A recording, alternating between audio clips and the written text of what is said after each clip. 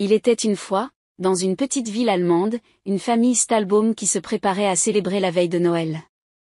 Le père, Herr Stahlbaum, était un juge respecté, et la famille était très appréciée dans la communauté. Clara et Fritz, les enfants de la famille, étaient impatients de découvrir les cadeaux de Noël. La veille de Noël, la famille se réunissait pour un grand festin.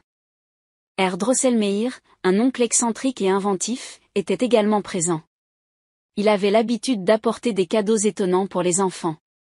Cette année, il avait une poupée en bois en forme de casse-noisette pour Clara. Elle en tomba amoureuse immédiatement.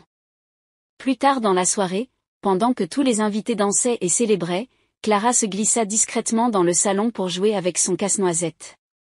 Soudain, le mystérieux oncle Drosselmeyer apparut et commença à raconter une histoire fantastique. Il expliqua que le casse-noisette était autrefois un jeune prince ensorcelé par le roi des souris. À minuit, le monde magique se dévoila. Clara fut transportée dans un royaume enchanté où les jouets prenaient vie et où une bataille éclata entre les jouets dirigés par le casse-noisette et une armée de souris dirigée par le terrifiant roi des souris. Clara, courageuse, se leva pour aider le casse-noisette. Avec un soulier lancé par Herr Drosselmeyer, elle vainquit le roi des souris et libéra le prince de son sortilège.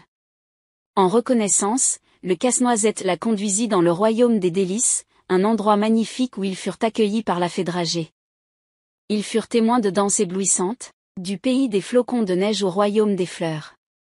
Le casse-noisette se transforma en prince charmant, et Clara et lui dansèrent ensemble dans une valse éblouissante. Finalement, Clara se réveilla chez elle, réalisant que toute l'aventure avait peut-être été un rêve. Cependant, elle tint fermement son casse-noisette dans ses bras, convaincue que cette nuit magique était bien plus qu'un simple rêve.